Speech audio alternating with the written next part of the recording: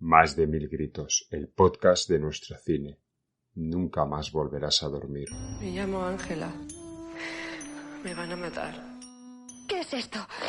¿Pero qué está haciendo?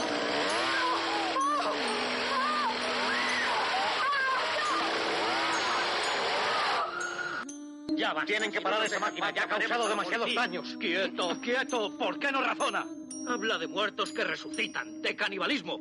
Cosas que se dan de patadas con la ciencia. La ciencia se da de patadas con muchas cosas y a veces pierde. ¿Por qué? ¿Por qué has hecho esto? ¿Por qué lo has hecho? ¿Por qué? Dime, ¿por qué lo has hecho? ¿Por qué? No es a mí a quien le gusta el cine, sino al cine a quien le gusto yo. Y recuerda, en la península nadie puede oír tus gritos. Pablo, grábalo todo. Por tu puta madre.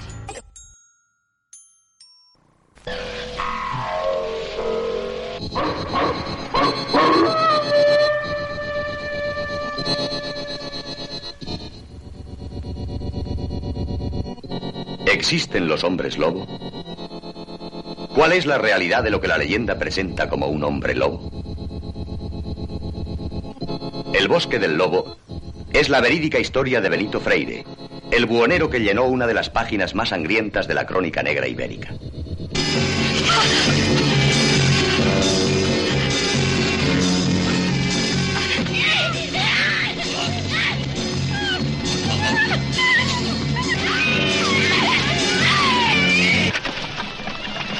El bosque del lobo. Benitiña, Benito Freire, mal te veo, buhonero, que no te cuidas como debe hacerlo todo nacido, y más tú que fuiste ahojado cuando rapaz.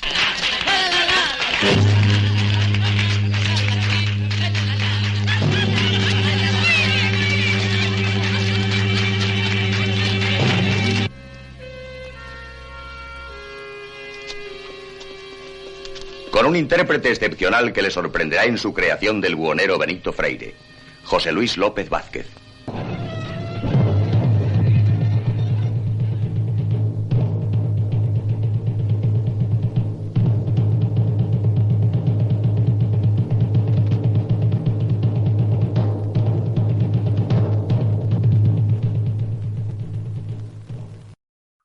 Bueno, pues estamos con el programa 17. En este caso hemos tardado poquito desde nuestra anterior entrega y es una entrega esta pues un tanto especial. Para mí siempre es especial todos los invitados que pasan por más de 1000 gritos. Pero en este caso es una persona que yo llevo mucho tiempo admirando, siguiendo su carrera y queriendo tenerlo aquí. Lo único que me faltaba era qué película. Y cuando surgió que Ediciones el 79 iba a sacar una edición del Bosque del Lobo y que Diego López, que es nuestro invitado, iba a contribuir de alguna manera en los extras, pues dije, pues es el momento de hablar con Diego. Y ese es nuestro invitado de hoy, Diego López. Diego, bienvenido. Gracias, muchísimas gracias por contar conmigo para charlar de Pedro Lea, del Bosque del Lobo y de esta edición tan espectacular que ha iniciado de alguna forma esa relación entre el 79, Filmoteca de Madrid, Filmoteca Española y también el Festival de Málaga, que ahora comentaremos.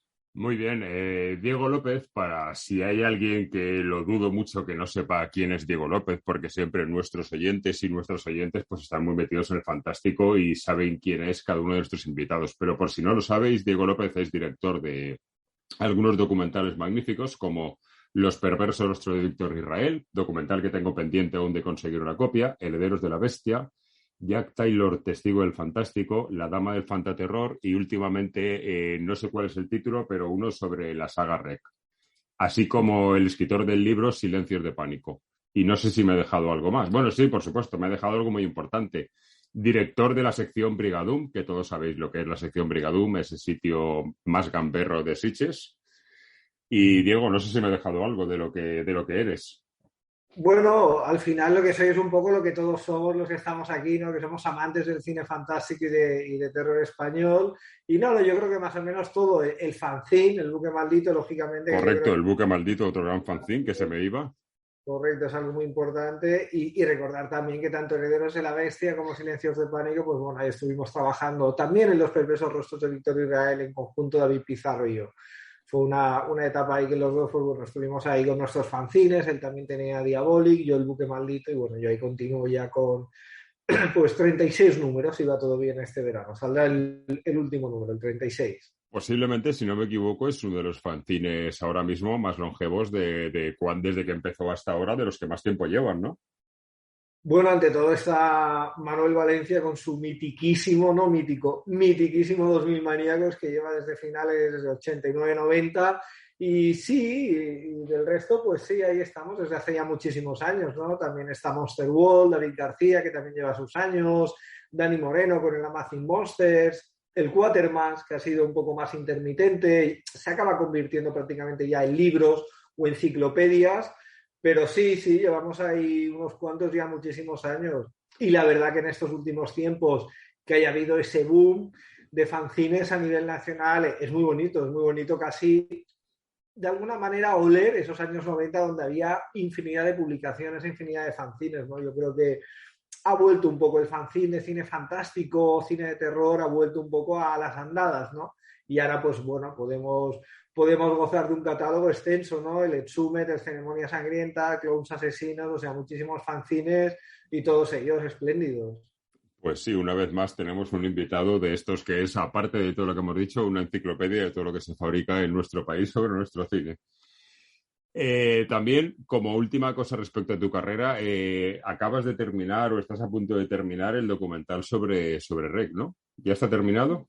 Sí, bueno, digamos que lo que es toda la parte de grabación ya está finalizada, estamos ya pues con temas de postproducción, sonido, música, pero sí, la verdad que prácticamente ya tenemos un corte ahí muy cerrado del documental que es REC, Terror sin pausa, y es una pieza que, bueno, analizamos exclusivamente la primera entrega, ¿no? Su nacimiento, cómo fue su rodaje, lo que significó tanto para Jaume Balagueró y Paco Plaza como para el resto del equipo y sobre todo el significado de esa película que rompió moldes y barreras, ¿no? Una película que incluso los Yankees acaban haciendo su propio remake como es Quarantine y bueno, y todo lo que significó para el panorama de cine, ¿no? de terror y es ese análisis que hacemos con todos ellos, partícipes de la película, más algunos invitados y que bueno, estamos la verdad que muy contentos, la verdad que ha sido un trabajo rápido, largo, en el sentido de, bueno, de estos procesos más de ir rodando por tandas debido a los viajes y demás,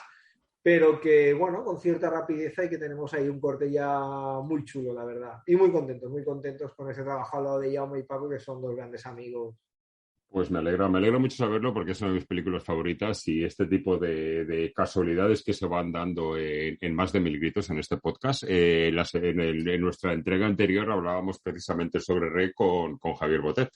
Ah, mira, hombre, otro ilustre que también está en el documental. Lógicamente no podía faltar Javier Botet, con esa experiencia que para él también fue muy importante, como relataba en el documental y como habrá explicado en muchas ocasiones. Sí, nos lo explicó hace unos días y bueno, pues Diego, vamos a entrar, si te parece, porque también daría un programa entero para hablar de tu carrera y de todo esto que nos cuentas, pero el caso es que vamos a hablar del Bosque del Lobo y antes de arrancar con lo que es la película, me gustaría resaltar una cosa curiosa que me ha ocurrido a mí personalmente con esta película.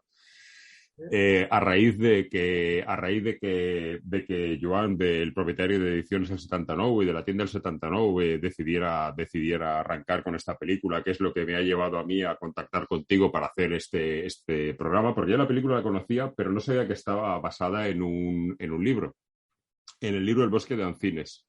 Un libro que me ha costado muchísimo encontrar y que estas cosas que comentaba antes que ocurren de que casualidades de la vida, he conseguido una copia del libro bastante antigua, no he tenido a bien de mirar del año que es, pero sí que te digo que me ha resultado muy curioso el libro, la editorial está en la calle Taller 62 de Barcelona.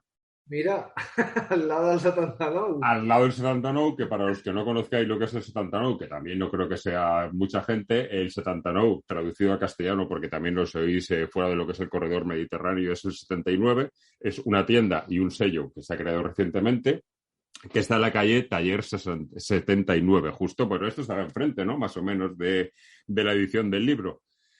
Sí, yo creo que calculo, no sé si los van para abajo, para arriba, si es hacia Universitat o Rambla de Cataluña, pero bueno, debe estar prácticamente delante, claro, debe estar muy cerquita, sí, qué curioso. Qué curioso, una casualidad. Y bueno, Diego, tú no lo sabías, pero para todos nuestros oyentes que tampoco lo saben, hoy vamos a tener en el programa un sorteo muy especial, que es por lo que estábamos hablando de la tienda El 79. Joan, su propietario, nos ha enviado, que aún no nos ha llegado al momento de rodar este programa, pero nos llegará 3 ediciones en DVD y 3 ediciones en Blu-ray. De todo esto, entre todos nuestros oyentes, vamos a sortear 2 ediciones en Blu-ray, porque una me la voy a quedar yo, y 3 ediciones en DVD.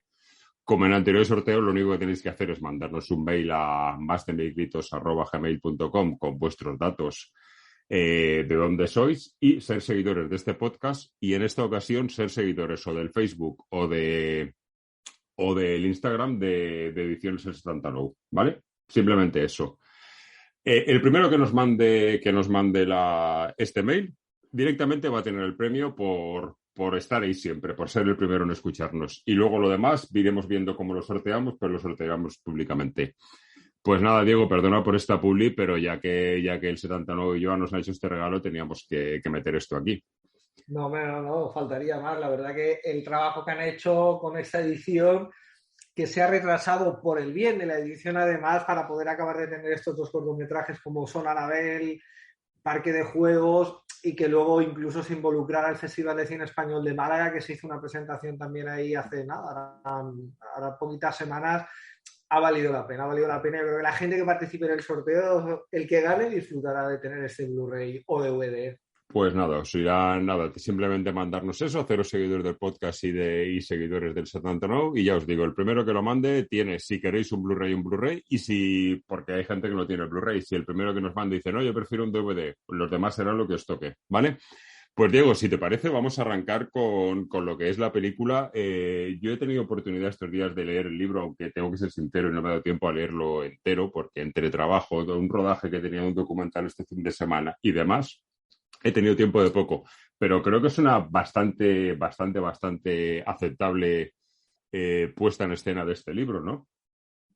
Hombre, yo creo que es un proyecto, además, que a Pedro Lea le costó un poquito. Yo no quiero desvelar muchas cosas porque hay un extra, hay un libreto donde Pedro explica en primera persona los avatares, pero sí que por una serie de razones fue una película que él incluso estuvo a punto de no hacer. O sea, estuvo a punto de no hacer porque entra otro director, que no voy a desvelar quién es, un director muy mítico también de nuestra cinematografía de décadas pasadas, y pues casi le levanta la película hablando de una forma rápida, pero logró con Amboto, con toda esa unificación por parte de la familia, ya que, bueno, era una financiación, pues bueno, que logra levantar gracias a todos sus allegados, y hacer una película en un momento donde el género fantástico estaba pegando muy fuerte en España, justamente en esa década, y hacer algo distinto, ¿no? Dentro de los márgenes del fantástico, al final la película se mueve ahí,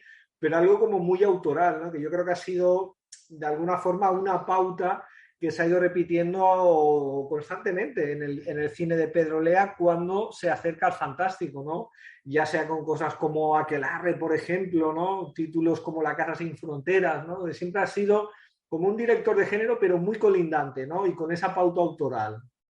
Sí, siempre está un poquito ahí en el limbo de si lo es o no lo es. Y también respecto a esto, he estado estos días con el lanzamiento de esta edición, que ha vuelto a poner en boca de todo el mundo esta película. Se habla mucho por ahí de si pertenece o no pertenece al llamado fantaterror. Yo pienso que sí, pero hay mucha gente que dice que no, pero yo pienso que por época pertenece, y lo maravilloso es ¿por qué no va a pertenecer? Porque no es puramente fantástica, pero sí que lo es. Yo soy de la opinión de que no pertenece. Yo creo que no. Yo creo que no, porque lo que engloba más bien todo ese cine de terror de la década de los 70, hay unos cánones, digamos, que están muy marcados, ¿no? De esas producciones que son normalmente, bueno, pues podríamos englobar las películas de Amando, de Osorio, las películas de Pomasi, etcétera, ¿no? Y yo creo que justamente Pedro Lea se aleja, ¿no? Se aleja de esos patrones, hace un cine muy personal, cosas como muy autorales, donde no entra de lleno, ¿no? Porque, por ejemplo, vemos que el lobo, al final hay un retrato muy psicológico, que es el personaje que vemos de José Luis López Vázquez, ¿no? y cómo afronta las películas, las producciones. Yo para mí no, yo la verdad en esa balanza de si la película se puede englobar o no en el fantaterror, para mí es un no. Eso Con no todo está mi cariño fuera. al fantaterror, a Pedro Lea y a una película como El Bosque del Lobo, que sigue siendo una película muy especial y muy significativa en su carrera y para nosotros, ¿no? Como fans. Pero no, yo diría que no es ese cine que amamos, que es el denominado fantaterror. ¿Y piensas que es una película que no está lo suficientemente reconocida? Porque cuando yo descubrí esta película, que ya hace años, y me costó encontrarla y verla, pero creo que ahora se vuelve a poner en boca del todo, pero dentro de las películas englobadas en el cine de esa época, hechas en España, dentro del fantaterror o fuera, quizás esta película es de las que no son películas olvidadas, pero tampoco son tan famosas como las de Jacinto Molina o como las de Osorio.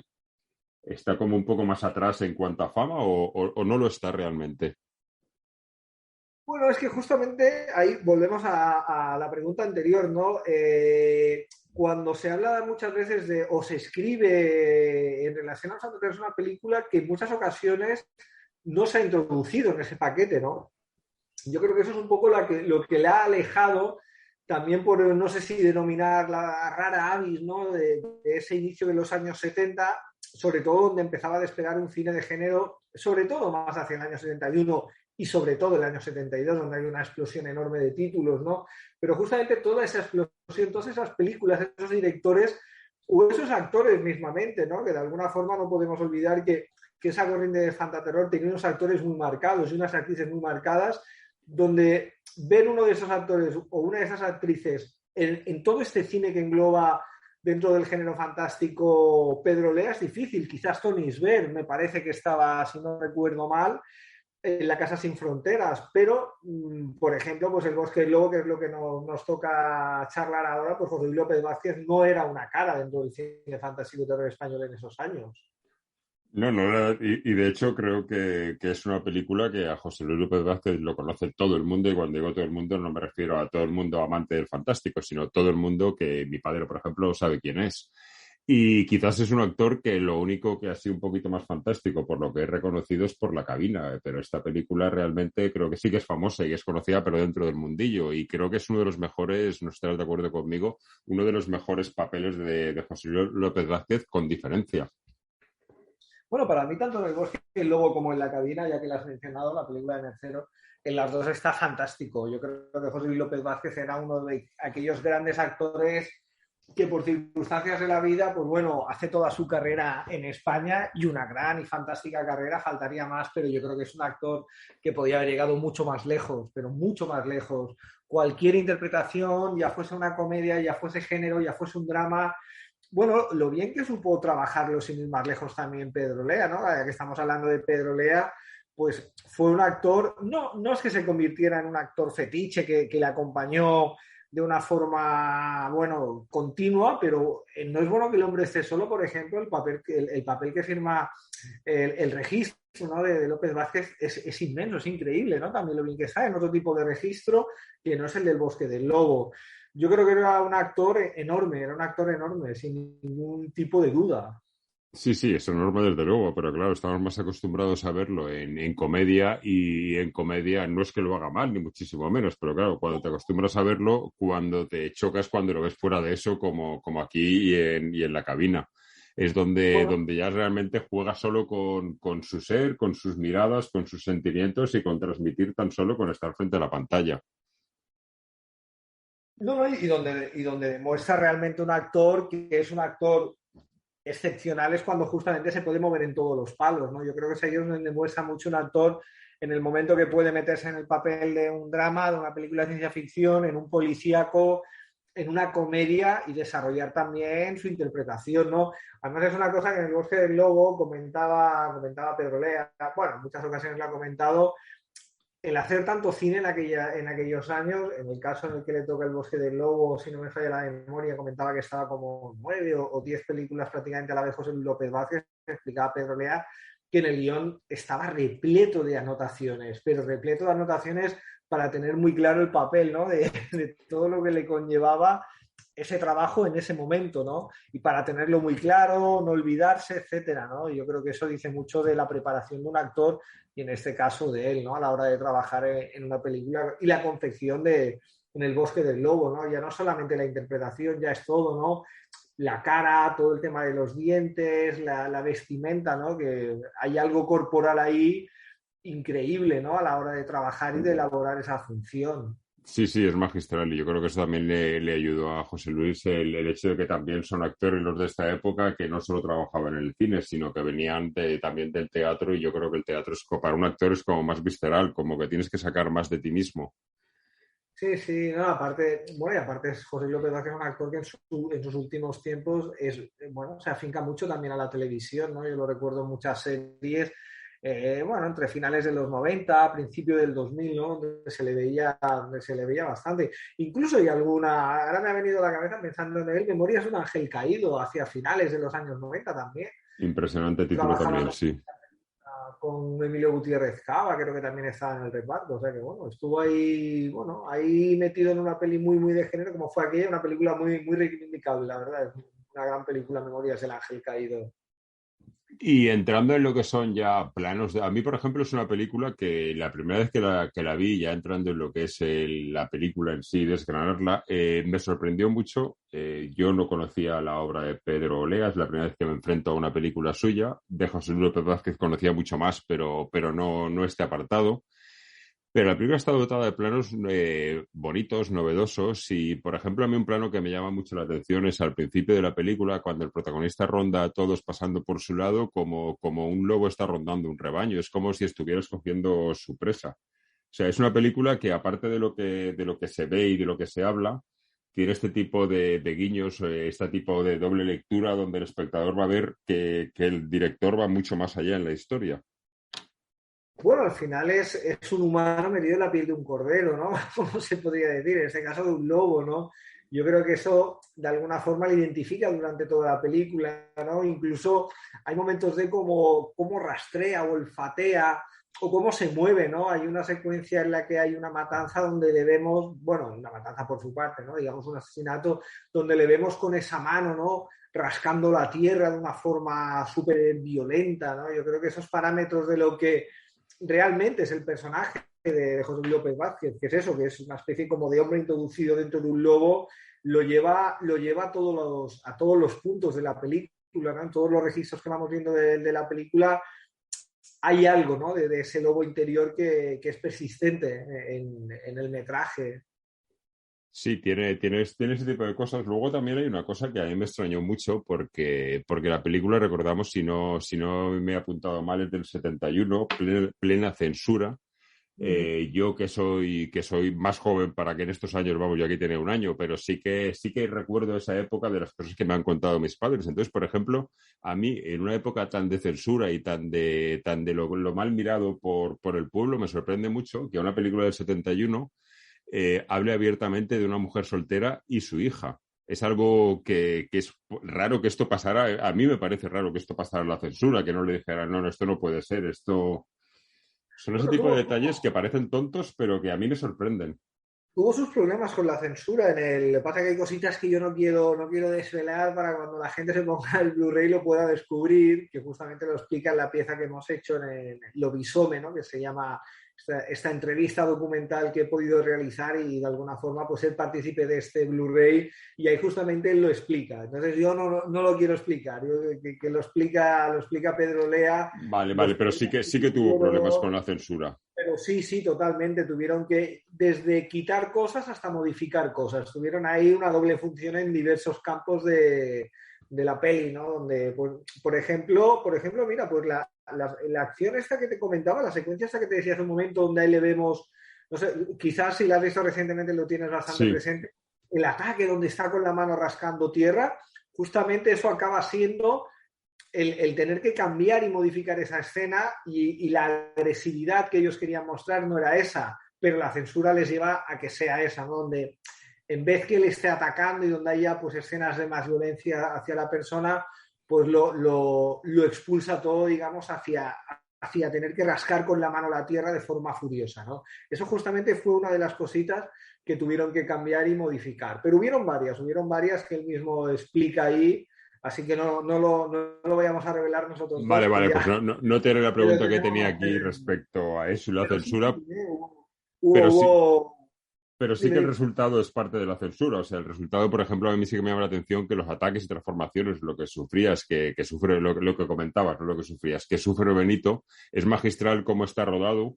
Y sí, que yo me preguntaba si era por la censura y sí, ya me has dicho que sí, que era porque, claro, no podía ser tan violenta la película como... En este caso, sí. En esta secuencia en concreto, sí, en esta secuencia quiero recordar que era pues una acción como más violenta hacia la víctima, pasa que tienen que de alguna forma reducirlo y la forma de reducirlo, entre comillas, pues acaba siendo pues ese Benito Freire enfadado tirando, ¿no? Como cogiendo y tirando tierra para bueno, de alguna forma que tú sigas viendo el enfurecimiento, ¿no? del personaje, pero no veas, digamos, esa violencia hacia la víctima. Pero bueno, era luego lo que tenían que lidiar todos los directores, ¿no? En muchas ocasiones, ¿no? Cuando estaban haciendo cine, pues justamente por culpa de esa censura que teníamos en el país. Y que muchas veces yo creo que igual esto es una barbaridad, pero yo esto siempre lo he pensado, que muchas veces esa censura lo que ha hecho es jugar a favor de que el producto acabe siendo mejor, porque yo siempre digo que es más terrorífico lo que tú te vas a imaginar que lo que la película es capaz de enseñarte. Entonces, en este caso, que tú no veas el ataque, tú te lo puedes imaginar mucho más salvaje. Sí, bueno, claro. Nosotros como espectador sí podemos tener esa visión contra barra lectura, ¿no? del momento, pero claro, yo creo que el realizador en su cabeza tiene muy claro que esa secuencia tiene que ser así en ese momento, o abiertamente sexual o abiertamente violenta. Claro, también debe ser una amputación, ¿no? Que claramente ellos ya siempre cuando han hablado tantos realizadores pues que ya han fallecido, de otros que por suerte todavía continúan entre nosotros, ellos ya hacían un ejercicio previo, ¿no? de saber lo que podía ocurrir, ¿no? Entonces ya se preparaban, ya modificaban, alteraban o incluso quitaban. Pero claro, yo creo que aunque nosotros sí que podamos verlo justamente como bien dices tú, ¿no? Imaginándonos, claro, para el director de la película que tiene en mente o que incluso ha llegado a rodar, ¿no? Tal y como él pensaba o él creía o él debía defender que tenía que ser esa secuencia, hombre, debía ser un poco duro, ¿no? Y si no un día, porque ya no podemos hacer ahí una invocación a Jesús Franco, ¿no? Que nos explicara, pero es que yo recuerdo charlas con Jesús y, bueno, ponencias de Jesús, ¿no? En sus años y, hostia, explicaba que, claro, que era duro, ¿no? Incluso, ya te digo, ya había una autocensura de ellos porque sabían lo que les iba a pasar, ¿no? Cuando leyeran el guión o cuando vieran el corte de la película. Pero entiendo que para ellos como realizadores y como autores, pues bueno, debía ser duro, ¿no? En plan, no, esto tiene que ser así, pero no, esto no puede ser así, ¿no? Que te venga alguien y que te pare y que te ponga esa barrera y que censure, debe ser duro también. No, sí, sin duda es duro la falta de lo que te van de tu imaginación, pero bueno, por otro lado, pues han acabado siendo productos buenos. Sí. También hay cosas, perdona, dime. No, que sí, que sin ninguna duda. O sea, hemos acabado viendo con los problemas de la censura muchas buenas películas, faltaría más, sí. Al final, bueno, han sabido lidiar con ellos, ¿no? Han sabido lidiar con ese problema. Aprendían a, pues como tú dices, autocensurarse para igual quitar una cosa y poner otra y que la otra pasara por no ser tan políticamente incorrecta. Tal cual, sí. La película también arranca con una escena en un velatorio en el que yo no sé si esto es una práctica de la zona donde se supone que ocurre, pero es una escena que ya sin ser nada de terror ya da mal rollo, ¿eh? La canción y el principio en ese lugar y luego incluso cuando él llega por primera vez a la ciudad o un pueblo grande, no queda muy claro, parece una ciudad, pero creo que no llegan a decirlo. El lugar donde cena, a mí me llama mucho la atención. Recuerda la escena en la que te digo, ¿no? Que cena en un bar que parece como se llamaba cuando yo era pequeño, la Barraca de los Monstruos o Freaks. Es algo... ¿De dónde sacaron este compendio de personajes tan extraño? Bueno, esos personajes, estos los consigue Pedro Lea, ¿no? Él sabía que había, pues bueno, digamos, como esas personas con deformaciones, sabía que era como una banda, digamos, que se movía. Y él los necesitaba para la película y los llevó lógicamente a la película. Además tienen un nombre tiene un nombre técnico, ¿no? Tiene un nombre en concreto que ahora no recuerdo, me parece que era una palabra no sé si en gallego, creo recordar. Pasa que ahora si me sale la palabra ya la diré. Pero no sé si... no quiero decirla, tengo una palabra ahí, pero me parece que no lo diría bien. Entonces, eso sí que él lo lleva a la película porque lo quiere, ¿no? Que es muy freak, sin ningún tipo de duda, ¿no? La verdad que es una mirada a freaks y, vamos, descarada, ¿no? Pero dicho por él, incluso como homenaje o como guiño, o como algo que le interesaba que estuviera en la película. Sí que es verdad que la música de Antonio Pérez, por un lado, y ese momento inicial, ¿no? Que vemos en el cementerio, en el velatorio, ahí también hay un tema interesante ahí que es la figura de Víctor Israel, ¿no? Que va acampando en algunos momentos de la película, y es llamativo porque justamente en esa secuencia que citas, ese rostro de Víctor Israel ahí ya produce un efecto, ¿no? Ya llena ese bloque de alguna manera de una forma muy curiosa, ¿no? Pero sí que es verdad que empieza la película con un tono siniestro, ¿no? Siniestro porque justamente, vamos a empezar a ver a partir de ahí, pues una serie de desafortunadas muertes, ¿no?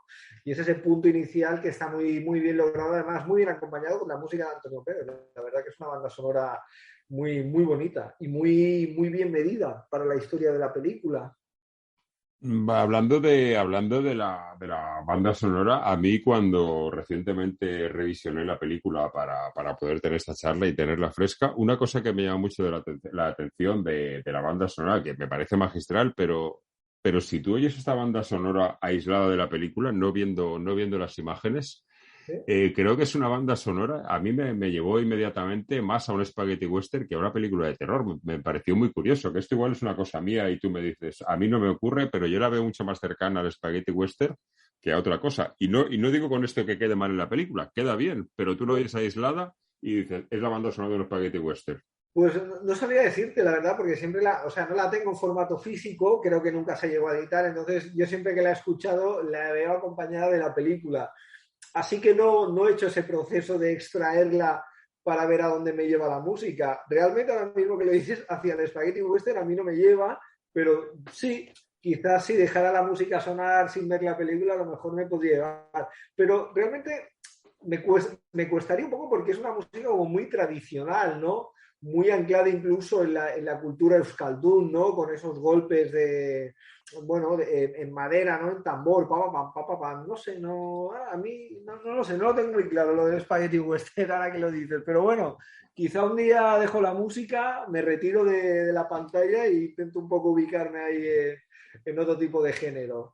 A ver si te lleva a eso, que oye, que también puede ser que sean simplemente cosas mías porque también es un género que me gusta, pero bueno, a mí ya tengo que me llevó. A veces pasa, a veces estás escuchando una música en una película o en algún sitio y rápidamente te la llevas a tu terreno, ¿no? Hostia, esto aquí sería una pasada y demás. Y eso es una cosa que a veces nos pasa a todos, ¿no? Que tienes una canción ahí que dices, hostia, esto molaría hacer algo de tal manera para poder introducirlo y demás. Sí, yo creo que es una cosa que es es soñar un poco, ¿no? Con el cine y con la música, que también es un proceso bonito. Pues sí, ya te digo, cosas raras que nos pasan por la cabeza. También una cosa que a mí me llama mucho la atención, ya no de la película, sino del libro, porque esto Pedro Lea lo saca del libro, el hecho de que realmente estamos ante la historia de Roma Santa, el primer y no sé si único español juzgado por licantropía. Pero, sin embargo, aunque es abiertamente la historia de Roma Santa, cambian el nombre en el libro, repito, no es Pedro Lea quien lo cambia, pero esto no sé si en el estudio que habéis hecho para hacer algo de la película habéis llegado a saber el por qué se hace este cambio. Bueno, el nombre original no era Benito Freire también. Quizá no, ya te digo, a lo mejor ahora... No, a ver, yo por lo que tengo entendido, el nombre original era Manuel Blanco Roma Santa. Ah, podría ser, vale, pues entonces lo que hacen es ponerle el nombre de Benito Freire. Quizás sí que hay un cambio, quizás es producto lógicamente, de Pedro Lea, ¿no? De querer ponerle este nombre. No lo sé, yo sí que sé que es un personaje que la persona, digamos, que escribió la novela estuvo de alguna forma conectada con el caso real, ¿no? Por lo que explica Pedro Lea en la pieza, ¿no? que hemos hecho de documental Lobisome, ya que alguien cercano fue como el abogado, la persona que acompañó en ese proceso a lo que sería, pues eso, a Benito Freire, ¿no? Que había una conexión muy fuerte entre la persona que le ofrece, ¿no? La novela a Pedro Lea a la hora de trabajar en la película. Pero sí, quizás sí que hay un cambio de nombre, que es Roma Santa. Puede ser que en ese momento en la novela tuviera ese nombre y hay un... No, en la novela no, perdona. En la novela tiene el mismo nombre que en la película, pero digo que no es un cambio que haga Pedro Lea, sino que se supone que la persona original se llama Manuel Blanco Roma Santa y en la novela ya le ponen este nombre, el nombre de... Vale, porque a mí me sonaba, por eso te había dicho, pero vale, sí. No, lo del nombre original hacia la novela sí que lo desconozco. No me he leído tampoco la novela, la verdad, sí, eso sí que lo desconozco, pero ya me extrañaba a mí que digo que qué raro que fuera, o sea, que lo hubiera extraído de la novela. No, es el escritor de la novela quien decide contar la historia del popular Manuel Blanco Roma Santa y cambiarlo por Benito Freire. Vale, viene de la novela. Vale, eso es lo que yo suponía también, al decirme tú esto lo he entendido mal. Vale, tú te vas más a la historia real en vez de la novela. Vale, esto, no sé, esto teníamos que llamar un día a Pedro y decirle, en plan, oye, ¿por qué? Bueno, supongo que, claro, tampoco sería él, ¿eh? Al final se hace la adaptación, pues se queda con el nombre de Benito Freire, que ya viene en la novela. Sí, que eso es interesante porque no sería normal que lo cambiaran otra vez al original, aunque bueno, luego lo hizo Paco Plaza en Roma Santa, que ahí sí que se llama como la verdad. Pero bueno, y también es curioso que tanto la película como la novela, y más que curioso es interesante, porque claro, evidentemente los hombres lobos no existen, pero sí que existe la licantropía como enfermedad. Y es muy interesante que la película y la novela toman el punto de vista de la licantropía desde ese punto, aunque ellos hablan durante la película constantemente se habla de la enfermedad de la epilepsia y se desmarca totalmente de la licantropía y lo marca solo como enfermedad y no como mito porque en la intención está ya que todos los ataques o transformaciones que tiene Benito son a plena luz del día, cosa que supuestamente no le puede ocurrir a un hombre lobo como tal. Bueno, justamente volvemos casi al inicio de nuestra conversación de que ahí tienes ya un separador de lo que era el fantaterror puro y duro con esta película, ¿no? Por eso es una de las cosas que yo la aparto, ¿no? Porque realmente él, aunque sí que juega con el personaje del hombre lobo y la película al final está dando vueltas en esa noria alrededor de ese personaje que supuestamente es un hombre lobo, Pedro Lea no entra al trapo fantásticamente hablando, ¿no? Sino que te hace un perfil muy psicológico, ¿no? De esa enfermedad y de ese personaje y el porqué de los ataques, ¿no? Yo creo que justamente es ahí donde la película también tiene su interés, porque lo tiene, pero es otra forma de enfocar el género fantástico, ¿no? Que repito, y yéndome un poco a lo de antes, es un poco un enfoque general, ¿no? Que hace a lo largo de su trayectoria cuando toca el fantástico Pedro, ¿no? Aunque sí que hay algún título, pues como Aquelarre que entra, ¿no? Profundiza, digamos, un poquito más. Pero justamente El Bosque del Lobo yo creo que es ese punto que le interesaba, ¿no? Además hay una cosa que en la charla que tuvimos en la grabación de esta pieza de Lobisome, que por cierto Lobisome era el título original del Bosque del Lobo, pero no lo tuvo que retirar y al final la película se llama El Bosque del Lobo. Por eso yo quise dejar el título original en la pieza que hemos hecho para el Blu-ray. Ahí además explica casi al final, dice, bueno, se me ha acercado mucho a mí a la figura, o sea, mi figura, ¿no? Se ha acercado mucho al cine de terror, incluso con la María Honorífica que recibió del Festival de Sitges, que le dimos hace algunos años ya. Dice, pero yo no sé cómo lo haré el día que toque el terror de verdad y el fantástico. O sea, que eso es algo que él sabe a ciencia cierta, ¿no? De que nunca ha entrado realmente, ¿no? A tocar las teclas del fantástico, ¿no? Sino que se ha movido alrededor. Y aquí es un ejemplo perfecto, ¿no? Ese perfil que hace, como bien decías tú, casi una radiografía de un entorno psicológico y de una enfermedad, ¿no? Que es lo que realmente le lleva y le induce a José Luis López Vázquez a esos constantes ataques. Sí, esa realmente es el punto de inflexión estoy de acuerdo en que es el punto de inflexión, aunque te lo preguntaba al principio, tu opinión, y que yo decía que yo sí que la enfocaba dentro del fantaterror, pero es verdad que ese punto de vista más realista es lo que la saca realmente de eso. Sí, para mí totalmente, ¿no? Para mí justamente eso es el punto de inflexión, como decías, ¿no? De que no es una película que puedas entrar en los parámetros de lo que era el fantaterror en esa década de los 70. Justamente es ese golpe que él da.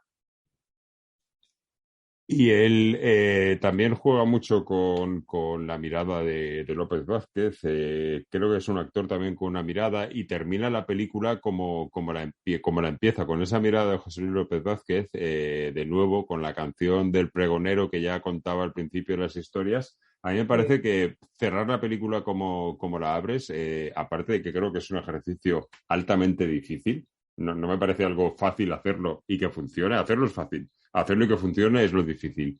Y creo que en esta película funciona de una manera magnífica, ese juego de miradas que tiene al principio y al final, cuando ya él se siente atrapado y vuelve a mirar a la cámara, me parece que es algo que es un ejercicio de dirección y de interpretación magnífico. Además, la película también, justamente en esto que citas, tú juega un poco a ese relato o a ese cuento, ¿no? Algo, a esa leyenda de alguna manera, ¿no? Que estaba tan adherida, digamos, en siglos pasados, ¿no? A la historia de nuestro país, ¿no? Yo creo que justamente ese inicio y ese final conecta muy bien, ¿no? Con esa leyenda, con ese relato, ¿no? Con esa historia que explica una persona a todos aquellos que están a su alrededor en el pueblo, ¿no?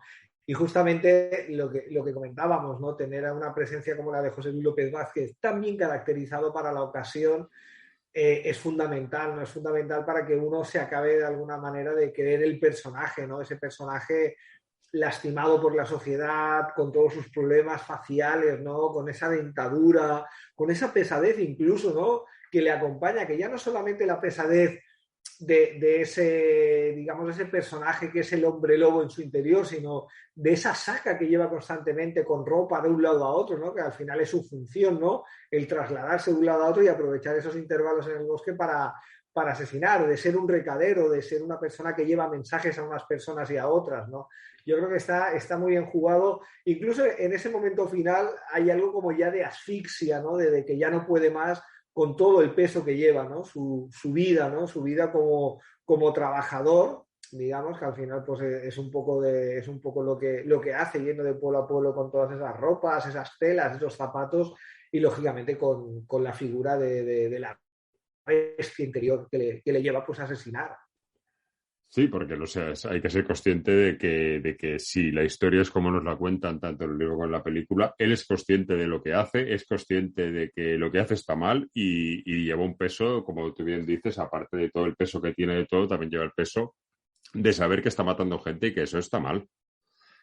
Y sí, al final es eso, ¿no? Lleva pues esas baratijas, ¿no? Como feriante, podríamos decir, y el peso de esa bestia interior, ¿no? Que juega muy bien en cada momento. Y luego no deja de ser un mensajero, ¿no? De esas personas que están pues alejadas y que, bueno, con ese movimiento que tiene él, pues bueno, puede ir dejando esos mensajes escritos de unos a otros, aprovechar de vez en cuando y apropiarse de cosas que no son suyas, como pasa cuando está en esa tienda de telas, ¿no? Que se apropia ahí de una serie de, bueno, como unas joyas, si no me falla la memoria, o como una cajita que en su interior hay un reloj, ¿no? Bueno, también hay algo ahí de un poquito de delincuente. Sí, es todo en uno. No sé si tienes tú también, porque te estoy sacando cosas y tú aportas, pero también me gusta que tú vayas diciendo que no te esperes solo que saque yo cosas, porque creo que tú conoces la película infinitamente más que yo y que conoces el cine en general infinitamente más que yo. También hay una cosa que me fue curiosa a mí respecto a la película casi hacia el final. Estamos hablando del año 71, no había efectos de postproducción, con lo cual la escena de la niña en llamas, supongo que eso se hizo de verdad, que ahí no había nada, no había trampa ni cartón, más allá de que igual no era una niña y era un hombre bajito o algo así.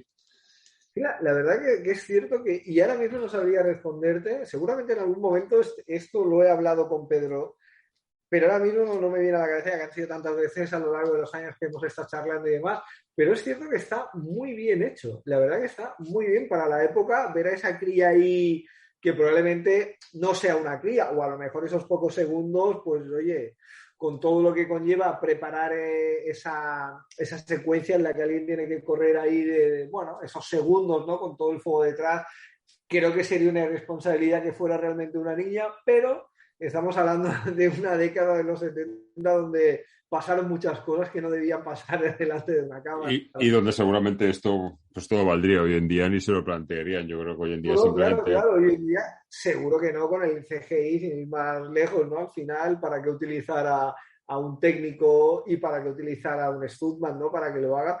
Pero ahora, no sé, me crea también cierta curiosidad cómo logran recrear esa carrera de la niña, que quizá no era una niña, o sea, a lo mejor era un stuntman más bajito y demás, que para el plano ya era suficiente tenerlo de espaldas corriendo.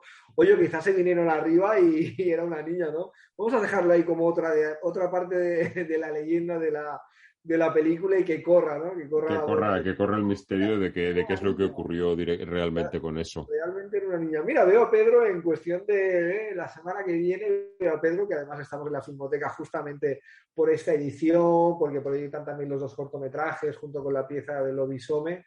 Le haré la pregunta, por curiosidad, a ver qué me responde. Pero estaría bien que me diga, no, era una niña de verdad. Sí, era una niña, la prendimos por detrás y echó a correr. Y yo, bueno, pues bien, oye, todo políticamente incorrecto, pero bien. Bueno, pues es una pregunta interesante, Diego. Si te responde, sea lo que sea, tanto si es esta ida de olla, que ojalá fuera esto, porque sería más mítica la película, pero sea lo que sea, cuando tengamos un encuentro, me lo cuentas. Sí, te lo digo. Y bueno, la verdad es que no sé cuánto tiempo llevamos, no creo que lleguemos a la hora, pero yo no sé qué más preguntarte sobre esta película, porque creo que la película tiene tantas y tantas cosas de la que hablar, y tú hay algo más que consideres que hay que aportar, que seguro que tienes algo, porque si has hecho Lobisome, por cierto, ¿por qué se fue del título, lo sabes? Lobisome, bueno, fue un título que yo creo que nadie vio claro, ¿no? Que funcionara, igual que no funcionaba el cartel. El cartel de la película también era otro muy distinto. Era un cartel que incluso yo llegué a utilizar en un número del fanzine, donde era Lobisome y la parte de arriba era una redonda con la cara de José Luis López Vázquez convirtiéndose, que eso en el cartel original al final queda algo, ¿no? De cuando vemos a José Luis López Vázquez con las manos en la cara, con esa gota de sangre, pues eso estaba como filtrado a blanco y negro con el título y una redonda donde aparecía justamente esa imagen. Tanto el cartel como el título se lo acabaron tumbando. Yo creo que, bueno, alguien vio que ese título y ese cartel, bueno, pues sería difícil, ¿no?, atraer a un público. Estamos hablando de un momento donde los carteles eran esenciales, ¿no?, para atrapar al espectador que pasaba por delante de un cine y veía próximo estreno, ¿no? Pues yo creo que alguien vio que ese título y ese cartel eran un poco minimalistas, ¿no? Un poco como le pasó también en su momento a Vigas Luna, ¿no? Con el cartel que tenía de Angustia, que no era justamente el que al final todos conocemos, sino un cartel también muy minimalista, que recordaba en parte a No profanar el sueño de los muertos. El cartel con esas redondas en espiral, pues era muy similar también el de Vigas Luna, que él tenía que tenía incluso, me lo llegó a enseñar. Yo llegué a ver hace muchos años ese cartel, que me envió una foto de Vigas Luna y tal, y dije, mira, este era el cartel original. Un poco le pasó lo mismo, ¿no?, a Pedro Lea, ¿no? Que bueno, alguien tomó la decisión de que no era el cartel más apropiado ni el título más apropiado. Pero a mí me hacía gracia, el título me parece además que casa muy bien con el concepto de la película, ¿no?, y la palabra, ¿no? Yo creo que es muy adecuado. Y por eso cuando le daba vueltas al título de la pieza, digo, pues la pieza tiene que llamarse como debería haberse llamado la película, en la mente del autor y del creador, que era Pedro, ¿no? Y de ahí lo de Lobisome, incluso los interludios, trabajamos un poco con esas os, con esas letras, con la redondita de la cabeza de José Luis López Vázquez en su interior, que era justamente el original, que él lo conserva, él todavía lo conserva, ese cartel. Lo conserva él, te refieres a Pedro Lea.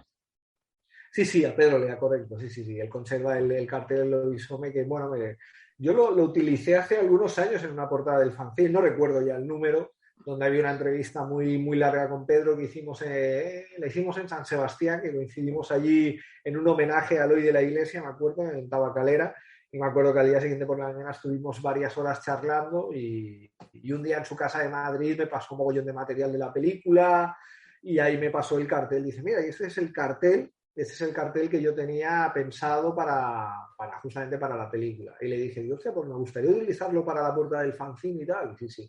me dio el ok y por eso lo acabé utilizando. Sí, sí. Y que entre todos aquellos dibujos recuerdo que tenía también un dibujo que le había hecho Paul Naschy, Jacinto, de un hombre lobo. También lo conserva en su casa ahí en Madrid. Menuda maravilla tiene que ser ver ese póster y ese dibujo. Sí, sí, él lo tiene. Es una persona, la verdad, que guarda mucho material, Pedro. Yo cuando he estado en su casa también en Bilbao, una persona que guarda mucho material de sus películas. Esto está muy bien, porque a veces hay realizadores que, bueno, con el paso de los años o no lo han coleccionado, no lo han guardado, o ni siquiera les ha interesado empezar a almacenar material, ¿no? En el caso de Pedro, la verdad que sí, que el hombre tiene ahí, era como Jordi Grau o Miguel Iglesias Pons, ¿no? Que ibas a su casa y tenía mucho material, incluso Jordi tenía carpetas de cada película, ¿no? Con fotogramas, con recortes de prensa, con foto fija, con el guión. Y esto está bien. Yo la verdad que a veces cuando estás en casa de ellos y de golpe te sacan todos estos materiales es maravilloso, ¿no? Poder ojear ahí con ellos todo esto y que te vayan contando. Pues sí, sí que tiene que serlo. Y por lo que cuentas, Pedro Lea, yo no he tenido el placer de hablar con él, pero vamos, creo que es un hombre interesante y que sería también un director a entrevistar por aquí algún día e invitarlo a que hable de alguna película. El sábado 23 de abril, o sea, esa semana no la siguiente, estará en la Filmoteca de Madrid. O sea que si pasas por allí y vas a ver ahí la sesión, ahí estará Pedro Lea, para que puedas ahí conocerlo y charlar con él. Bueno, me pilla un poco lejos porque yo vivo en Valencia, pero bueno, oye, se estudiará, en algún sitio lo encontraremos, porque seguro que en Sitges le hacéis algún homenaje. Ha ido viniendo en estos últimos tiempos, ha venido varias. Bueno, en la edición pasada estuvo, que proyectamos la copia nueva del Bosque del Lobo dentro de la Bestia Interior, que fue el leitmotiv y fue, bueno, hicimos el libro, la retrospectiva, etcétera, ¿no? Y estuvo con nosotros. Pero sí, ha venido en más de una ocasión, se le dio la María Honorífica también. Bueno, ahí ha estado Pedro, sin duda. Bueno, y Diego, ¿te queda algo más que quieras añadir sobre esta magnífica película que no es del fantaterror, pero aún así es magnífica? No, yo realmente decir sobre todo a todos aquellos que desconocen la película o que desconocen simplemente la obra de Pedro Lea, porque la verdad que dentro de lo que es el género, bueno, pues oye, tocó la ciencia ficción con Juan y Junior en un mundo diferente, una película prácticamente del año 69, que hace un poquito antes del Bosque del Lobo, películas como Aquelarre, que es una película la más de interesante, La Casa Sin Fronteras, que antes hablaba, ¿no? Con Tony Sver y Gerald Champion, una película que toca de alguna forma el terror con esa secta que se apoderan del personaje de Tony Sver.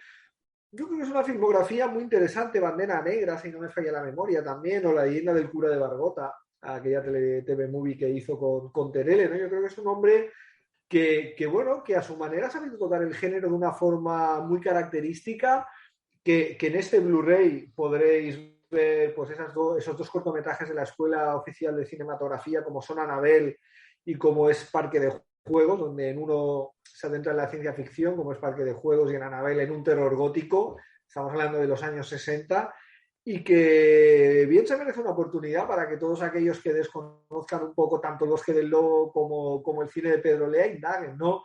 Sí que es cierto que son películas difíciles en el sentido de que prácticamente no hay nada editado ni en DVD, porque la verdad que una película como Aquelarre o una película como La Casa Sin Fronteras a día de hoy no tiene edición. Quizás en Flixolé a lo mejor hay alguna, pero lo desconozco. Pero yo creo que todos aquellos que les apetezca un poco rascar y profundizar en la obra de Pedro, yo creo que se van a llevar una grata sorpresa con estas películas. Estoy totalmente de acuerdo. Sí, más allá de una película... Dime, perdona. No, el medio comentabas, perdona, el Más Allá también es una película. Yo esta no la he visto, tengo que reconocer que yo esta no la he visto. Pues ya te digo que yo creo que cualquiera de estos títulos, de La Casa Sin Fronteras, Aquelarre, etcétera, o los cortos propiamente, yo creo que está muy bien. Sí que es verdad que dentro de lo que fue La Huella del Crimen, en el caso de Las Envenenadas de Valencia también... Magistral. Sí, esto sí me parece que tiene alguna edición en DVD. Sí, eso está editado en DVD en un par de ediciones. Sí, yo creo que alguna edición antaño, yo tengo los DVDs y alguna edición antaño ha llegado a ver. Quizás estén ya descatalogadas. Sería un poco rascar. Pero bueno, me parece que lo que hablábamos, ¿no? Que es interesante, es un realizador interesante que ha sabido, bueno, poner su marca a la hora de de afrontar el género fantástico y lo ha hecho muy bien, la verdad que lo ha hecho muy bien en todos los registros, ¿no? Y Lo más ha allá... lo ha hecho muy bien porque, mira, a mí ahora que has comentado la de Juan y Junior, que yo ahora mismo no sé por qué no tenía en la cabeza que era suya, que lo es, evidentemente, pero yo esta película a mí me marcó muchísimo porque me parece una ida de olla la idea de esta película, de lo que pretenden hacer, de es un momento en el que está de moda hacer películas de cantantes, pero yo no voy a hacer una película de cantantes al uso, voy a ir mucho más allá. Sí, Y a sí. mí me parece una locura, porque esta película, cuando yo oigo hablar de ella la primera vez, imagínate tú lo que yo pensaba hacer de esta película. No está en ningún sitio. A mí alguien me dice que en la Filmoteca de Madrid está y que tú puedes pedir un pase que te la pongan. Y yo decido un día que yo y dos amigos con los que hacemos cortometrajes juntos, nos vamos a ir a Madrid a ver la película y vamos a grabar un documental sobre lo que pensamos de camino y lo que pensamos volviendo. Qué bueno. Pues Nunca lo sí, llegamos a hacer porque cuando yo tengo todo esto preparado, porque digo, es que esta película con la sinopsis que tiene hay que verla y nos vamos a Madrid, rodamos los tres el viaje y volvemos. Y luego ya pues la pusieron en Flixolé y ya claro, ya no tiene la misma gracia el hacer este documental sobre una película que nadie habéis visto. ya cambia, claro, ya cambia un poco. Pero está muy bien, porque además es un musical de ciencia ficción, ¿no? Donde Juan y Junior son, pues bueno, trasplantados por dos seres de otro planeta, ¿no? Que un poco empiezan a conocer el día a día, ¿no? La vida en la Tierra, ¿no? De los terrícolas. La verdad que es muy interesante. Son esas propuestas un poco locas, pero oye, o no es bueno que el hombre esté solo. Yo realmente, que hablábamos antes también, que la citaba en relación a Jorge López Vázquez, donde estaba también Eduardo Fajardo, el Galiné del que esto Pedro Lea y yo somos muy fans, ¿no?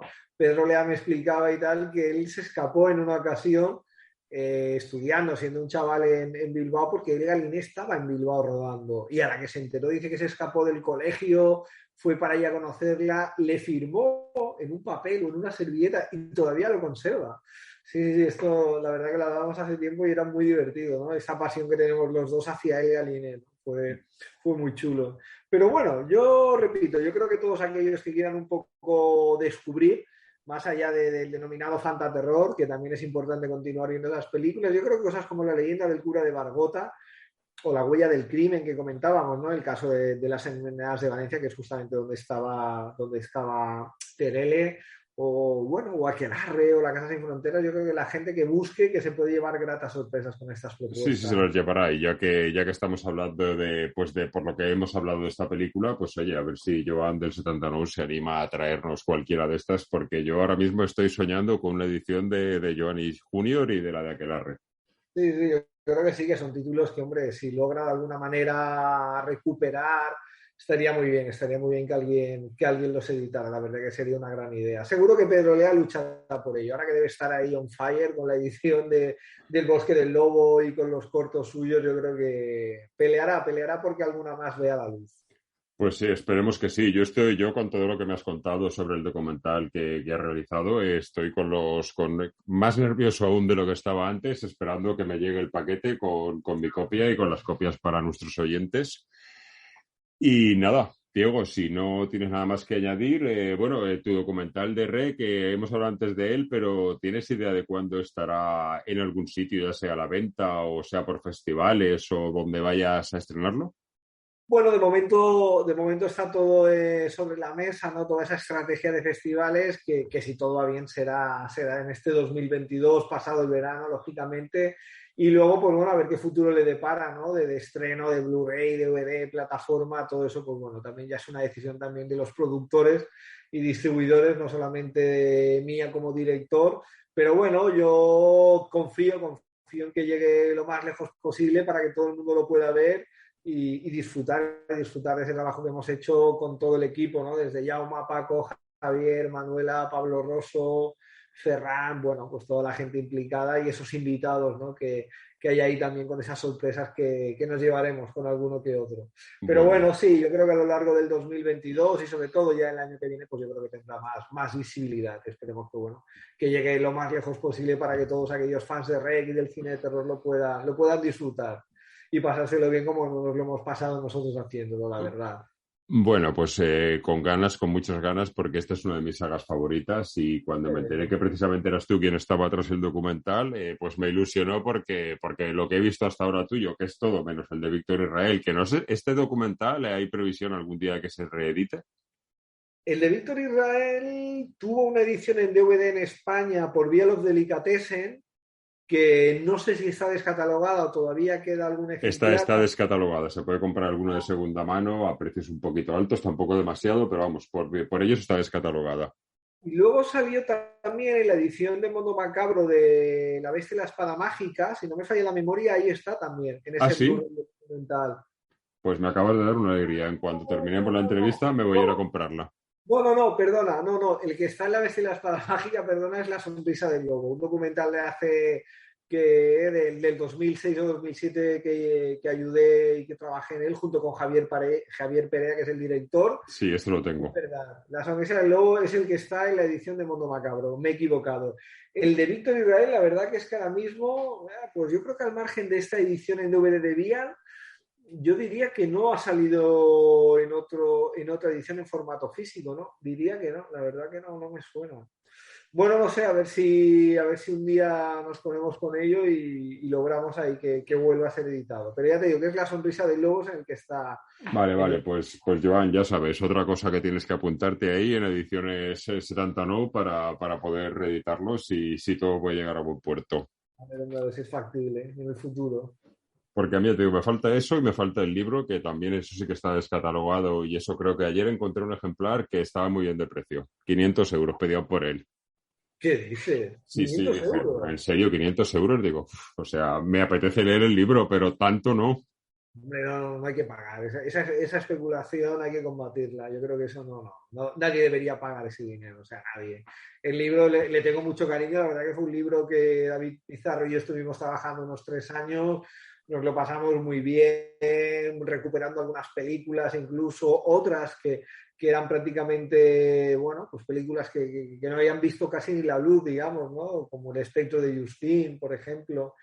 Fue un libro muy, muy bonito de hacer y todas las entrevistas y demás, pero no. Pagar 500 euros no es necesario. Bueno, lo encontraremos algún día por ahí mejor de precio. Sí, la verdad es que cuesta. Yo, mira, un ejemplar, hace algún tiempo sí que tuve un ejemplar en una tienda de Barcelona, en Freaks, que lo tuvieron y la verdad que voló. Avisé a varias personas que hacía tiempo que lo buscaban y uno de ellos, no sé quién fue el más rápido, fue a Freaks y se lo compró. Pero cuesta. Es verdad que tuvo una segunda tirada, pero también se agotó y luego ya con el tiempo la editorial Tyrannosaurus ya también desapareció y el libro pues ha quedado ya pues bueno, un poco pues bueno, en el apartado de descatalogados del cine, por desgracia. Bueno, pues nada, algún día igual. Pues nada, Diego, no sé en qué más estás trabajando de todas estas cosas que haces, pues ahora simplemente estás en la pospo del documental o tienes algo más ahí. En la pospo, con el Festival de Sitges, esa próxima edición que tenemos en 6 meses, que la verdad que estamos a tope también de trabajo, con el Fancilo que te decía, ¿no? Con ese número 36 que estoy ya prácticamente cerrando y que si todo va bien para junio ya estará a la venta. Y bueno, y dándole vueltas a algún proyecto más de documental que hay ahí sobre la mesa, a ver para el año que viene, a ver cómo se presenta el 2023. Muy Pero bien. bueno, con todo esto, oye, ya está bien, ya está bien. Ya es mucho, sí. Pues bueno, Diego, antes de despedirte, no te vas a ir sin ponerte, sin ponerte en el aprieto que pongo siempre por tener un poquito de más leche a todos nuestros invitados. Me gustaría que me escogieras una y solo una película del cine fantástico español, actual, clásica, me da igual, una película que signifique mucho para ti y siempre le pido a los invitados que no sea de la que hemos hablado porque es ya demasiado evidente y se sabe que te gusta.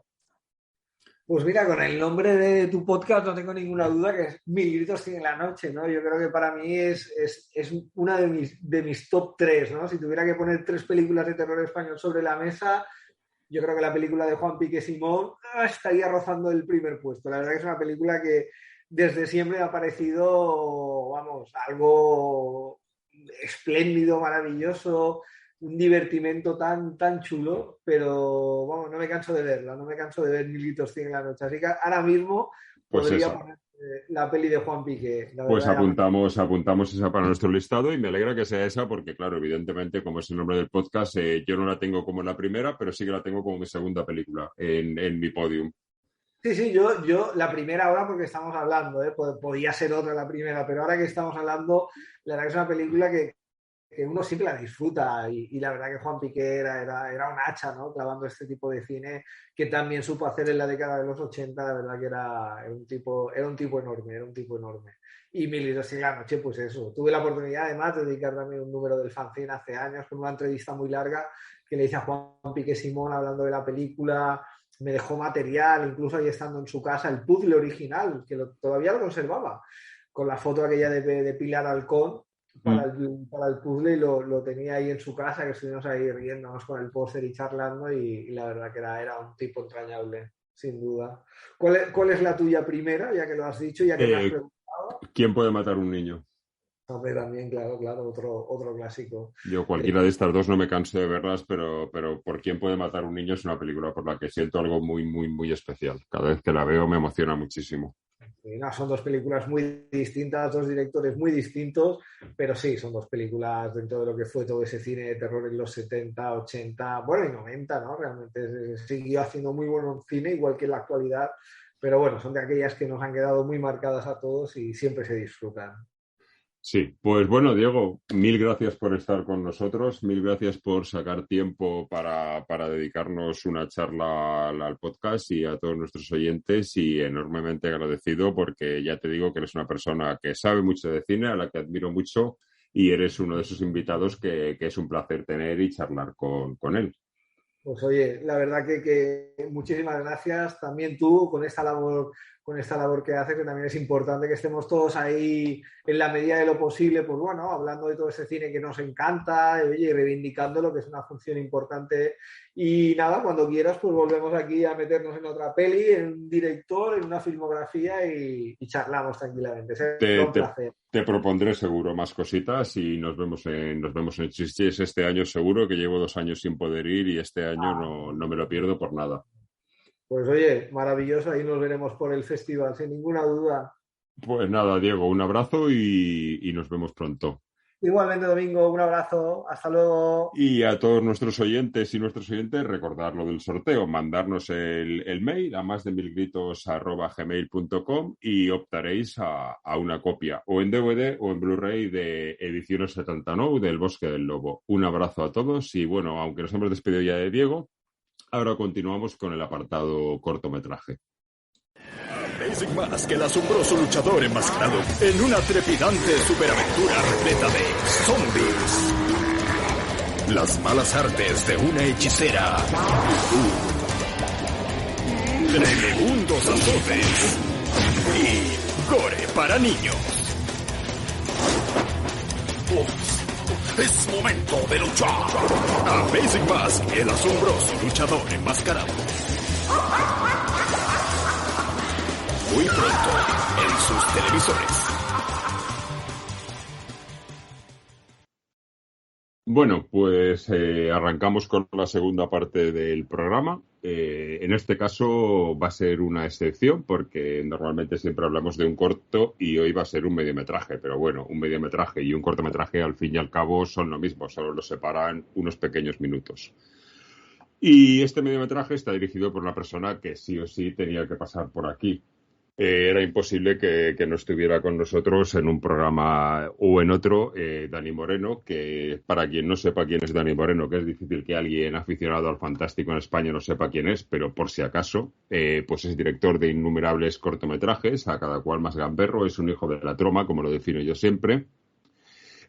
Cantante de Motor Zombies, un grupo de psicobilly que es uno de los mejores grupos ahora mismo que hay en España de este tipo de música, que aparte está muy metido también sus letras dentro del cine de terror. Y aparte de eso es el creador del fanzine Amazing Monsters. Y no sé si me dejo algo. Bueno, Dani, bienvenido a Más de Mil Gritos. Muy buenas, tío. ¿Cómo estás? Un placer estar aquí. No sé si me he dejado algo de todo lo que has hecho, porque es tan extenso todo lo que haces que a veces es complicado seguirte. Sí, bueno, sí, yo creo que lo has dicho todo, los cortos, el fanzine, la banda. Bueno, ahora también estoy en otros proyectos, estoy haciendo un proyecto en solitario también, como Danny Rottenbrain y los Monster Rockers, estoy haciendo varios diseños. Ahora, tío, me está dando por la moda, tío, creo que me voy a ser diseñador de moda. Bueno, pues algo más. O sea, aquí este hombre le hace de todo. Quien no lo conozcáis, cuando visitéis Sitges, allí está en su stand, que os puede vender sus cortos, revistas, camisetas, de todo. Y aparte es un placer charlar con él, porque aparte de que estaba muy colgado, es un gran conocedor del cine. ¿Te acuerdas? Bueno, cuando nos vemos en Sitges siempre mola un huevo. A mí lo que me mola más de Sitges es estar ahí en el stand y encontrarme con los colegas, tío. Claro, eso es lo más grande, porque pasas por allí y yo te digo que pues hay dos sitios en los que siempre, yo particularmente, hay dos sitios en los que siempre me tengo que parar. Uno es el 79, que estamos hoy hablando de él, por ese sorteo que decíamos al principio del programa que vamos a hacer, pero antes de tener esta relación con el 79, pues también me paraba. Y otro es tu stand. O sea, que son las dos visitas Qué guay, obligadas del paseo. Sí, tío, es muy guay, tío. Toda la época de Sitges es una pasada. Yo estoy ahora un poco queda mal decirlo. No sé si puede decir estas cosas, pero no voy a decir, un poco molesto, por no decirlo la palabra que realmente me viene, porque debido a la pandemia, pues llevo 2 años sin poder ir y estoy con mono. ¿Me oyes? Ya, tío, pero eso es bueno. Sí, te oigo. Digo Pues pero eso tengo que un dices monazo es de ir de bueno, tío, la... porque la gente, todos, claro, estamos todos así, tío. Tenemos un monazo de Sitges y de lo que sea, tío.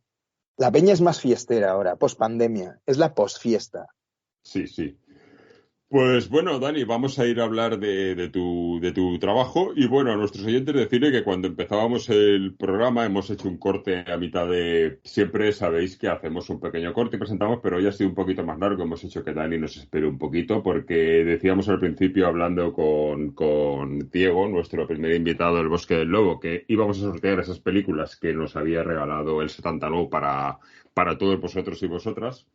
Y al principio del programa nos habían llegado, pero justo nos ha interrumpido a mitad del programa el cartero que traía el paquete, con lo cual ya están aquí las películas, o sea que ya sabéis Pero qué a participar. sincronía, tío, pero qué sincrónico, ¿no? Estás ahí Sí, el cartero hablando del parecía que... programa. Yo creo que estaba esperando a que lo hiciera. Así que ahora mismo ya podéis empezar a participar. Bueno, Dani, vamos a hablar de esta locura porque yo, no sé si recuerdas cuando hablamos de la primera vez que yo vi Amazing Mask, perdona mi pronunciación, pero es que mi inglés es bastante chungo. Pero yo siempre he pensado que Dani Moreno es un tío que hace películas muy interesantes, pero no dejan de ser películas muy troma y muy gamberras de alguna manera, por llamarlo de alguna manera, muy serie B. Pero creo que cuando yo vi esta película, lo que yo pensé de ti, y te lo dije, es que Dani Moreno ha madurado, se ha hecho mayor con esta película. Ha hecho algo muy grande. Recuerdo que me dijiste eso, que veías un avance, una notable evolución en ese trabajo. Gracias, tío.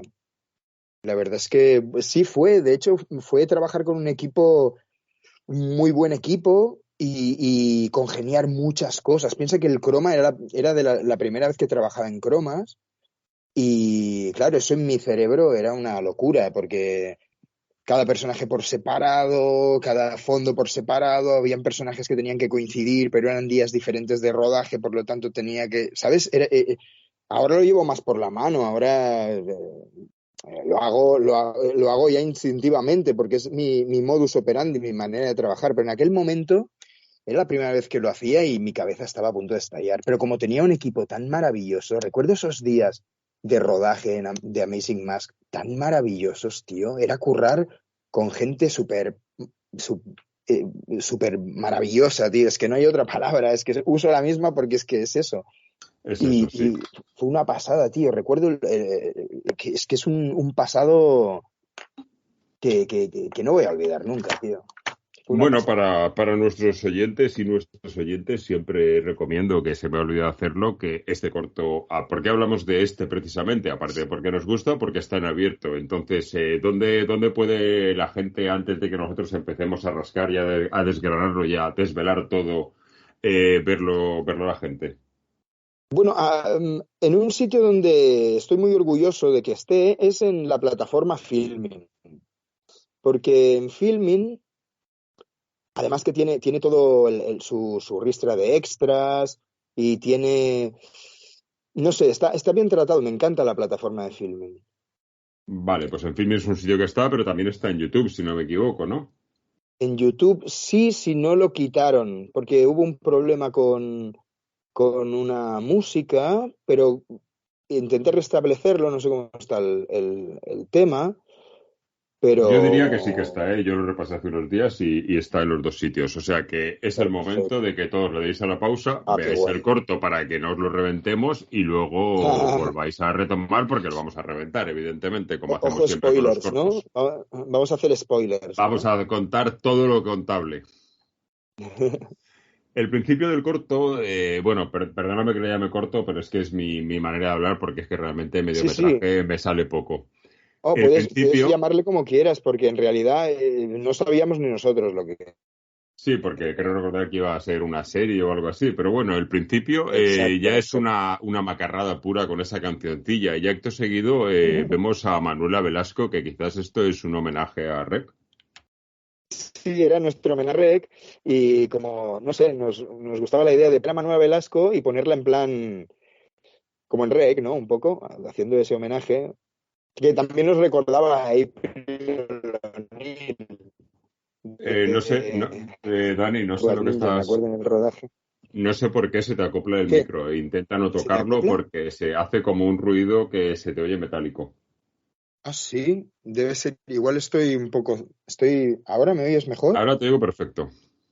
Vale, genial.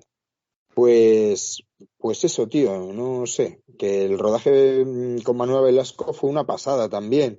Ella vino de manera desinteresada, vino que le gustó el proyecto, estuvo muy bien, Bueno, tú fue una consigues pasada. siempre gente muy, muy top, ¿eh? Porque uno de tus anteriores cortos que salías con Alaska me parecía la bomba conseguir esto. Pero bueno, yo El de cuando Martians. veo, volviendo a Nothing Más, yo cuando veo este Sí. corto también aparte de lo que decíamos de que siento que has madurado cinematográficamente, también tengo una duda. Cuando lo veo y cada vez que lo veo sigo teniendo una misma duda, no sé si estoy viendo una película, un cómic, un videoclip o todo ello aderezado con una pizca mexicana, haitiana algo totalmente nuevo. ¿De dónde viene tu...? Porque creo que tienes una cierta obsesión con las culturas mexicanas, haitianas y demás.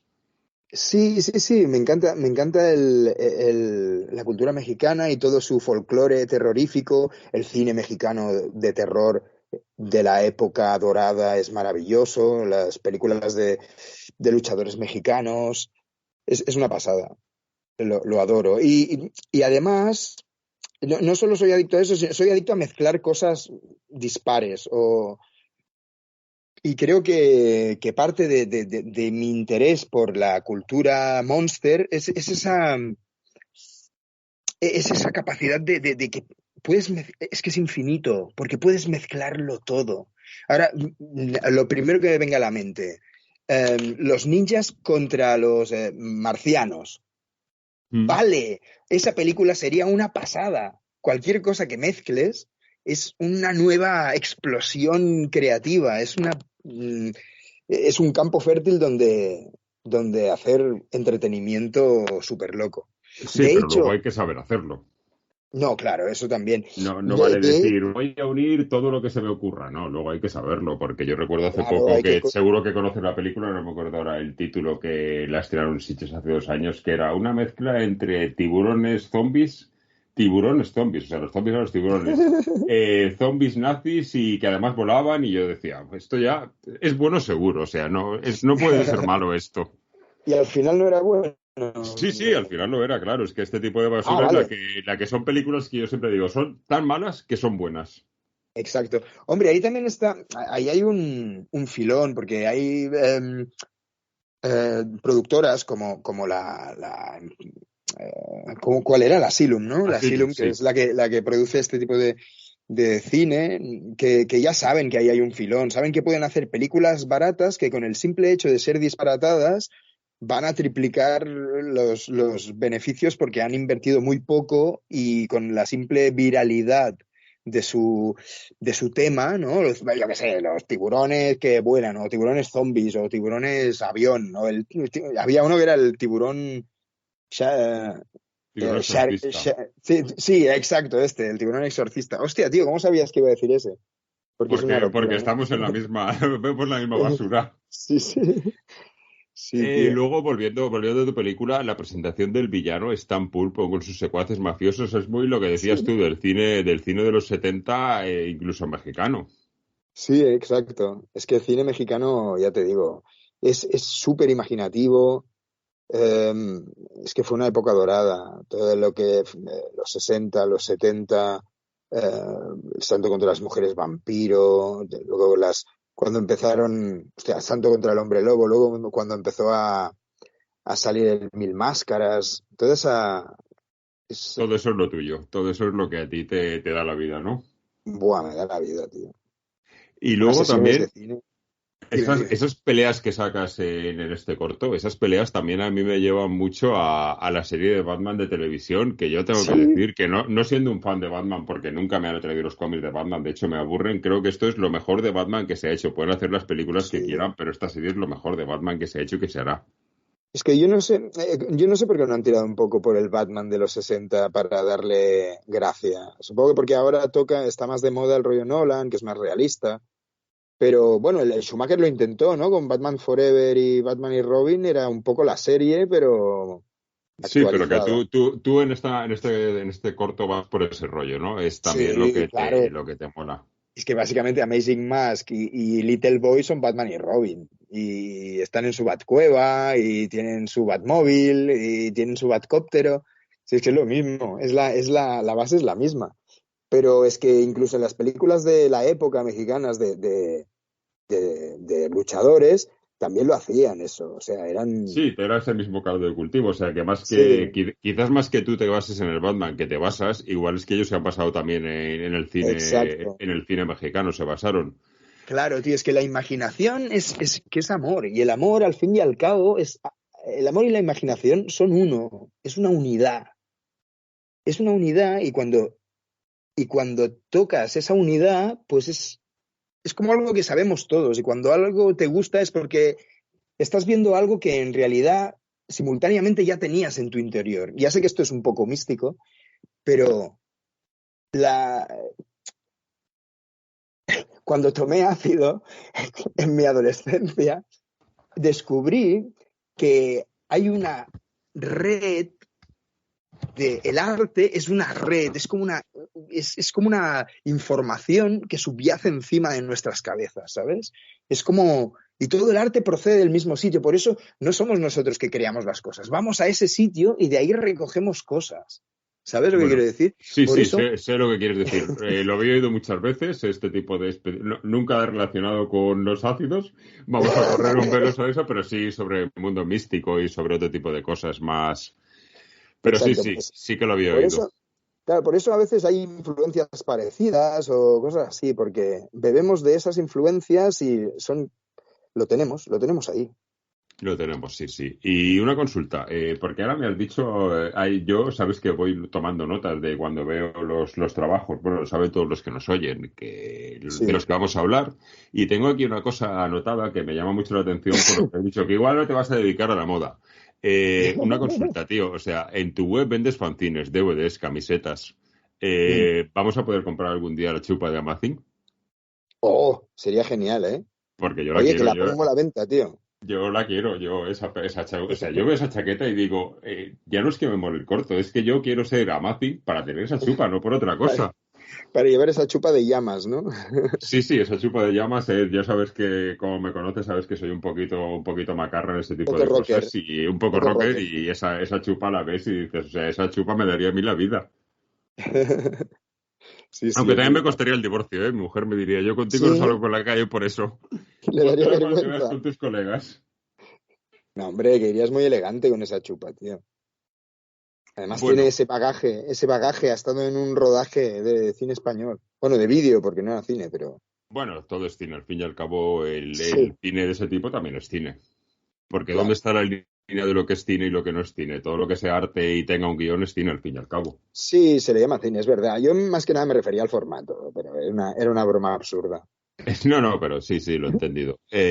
¿Cómo puede funcionar tan bien? Porque comentabas que era tu primer trabajo en croma. Yo pensaba que habías hecho más cosas porque prácticamente toda la obra está rodada sobre croma, por lo que parece, ¿no? Sí, Pero croma hay dos maneras de hacerlo. ¿vale? Sí. Siempre hemos dicho que yo pienso que hay dos maneras de hacer el croma. Evidentemente, cuando tú haces un croma, y sobre todo cuando trabajamos en color, porque en blanco y negro los cromas pasaban más desapercibidos, hay dos maneras de hacerlo. Una es que se note y que quede mal, y otra es que se note, porque evidentemente se va a notar, pero que quede muy bien. Esta es la tuya, o sea, se nota que es croma, porque evidentemente, supongo que, no sé si cualquier público lo sabe, pero cualquiera que haya hecho cine sabe que es un croma, pero es que está tan bien integrado que funciona a las maravillas, y toda la película rodada en croma. ¿Cómo puede funcionar esto tan bien? Yo creo que no es bien o sea, está integrado guay, pero es el concepto. Si tú partes de un concepto donde todo es en croma, tú estás construyendo una realidad que tiene esa estética. Entonces el espectador ya acepta esa estética como la estética de lo global. En cambio, hacemos... si tú haces un corto, pero lo ruedas en localizaciones reales, y luego ahí quieres meter un croma en medio para suplir un problema de producción o suplir que no tienes dinero para irte a no sé dónde, ese croma va a cantar como una calandria, ese croma, porque tienes todo rodado en localizaciones reales y luego ahí en medio, ¡pum!, un croma. Eso va a quedar como un... Vale, o sea, esa es la fórmula, que si tiras todo de croma, pero para tirar todo de croma hay que ser muy valiente, ¿eh? Claro, y ya tienes que hacerte a la idea que estás haciendo ese tipo de producto, ¿no? Sí, pero ya te digo, yo realmente no es por hacerte la rosca, ni muchísimo menos, pero es que este trabajo tuyo estoy enamorado de él. Los demás me pueden gustar guay, más gracias. o me pueden gustar menos, pero de este estoy enamorado. Este es ese típico trabajo que a ti también te habrá pasado, supongo, que lo ves, lo ha hecho otra persona, lo ha hecho un colega, lo ha hecho alguien que conoces y lo ves y dices, ¡jo! ¡Qué envidia! Ya quisiera yo haber hecho yo eso. No, hombre, no te da envidia, disfrútalo, hombre. Pues a mí me pasa, a mí con este me pasa que digo, ¡jo! ¡Qué grande que es este trabajo! Bueno, guay, la llegada al bar donde tienen la cita me parece también maravilloso. Es otro de esos puntos geniales con el grupo que se llaman los Sticky Phantoms, que es otro grupo también psicobilly, pero con una esencia algo distinta a los Motor Zombies. Sí, es un grupo de surf que son muy famosos y mi hermano toca en él. Ah, tu hermano toca en él. Sabía que les había hecho algún videoclip, pero no sabía. O sea, ¿qué pasa? ¿Que en tu familia sois todos artistas? Claro, tío. Mira, el contrabajista de Motor Zombies es el bajista de Tiki Phantoms. Vale, pues eso no lo sabía. Y ese es su hermano. Que es mi hermano. Exacto. O sea, tu hermano es el contrabajista. El contrabajista de Motor Zombies, sí. Muy bien, pues eso no lo sabía, porque una de las ilusiones en mi vida es tocar el contrabajo. Yo no sé si te fijaste cuando yo fui al concierto de Motor Zombies aquí en Valencia. Yo siempre que voy a un concierto rockabilly o psicobilly, entro en la sala y donde me pongo es enfrente del contrabajista. Lo demás no me interesa. Yo solo quiero estar enfrente de ese señor que toca aquel instrumento tan estridente. Es un instrumento alucinante, tío. Y, por cierto, ¿el bar donde está rodada esa escena existe o es todo pospo? Son fotomontajes. Lo guay del croma es que, claro, no tienes que desplazarte para ir a localizaciones. Y esa es la gran baza de la producción con croma. O sea, que ese bar no existe. No existe. Son unas texturas de la pared, luego busqué unos tikis para decorar las paredes, unas antorchas, el fuego está puesto en pospo, luego las mesas están dispuestas en 3 dimensiones en el After Effects, luego la gente está puesta una por una, porque creo que la gente la grabábamos en mesas reales y los grabábamos de 2 en 2, en plan, como cada mesa, los personajes, ¿no?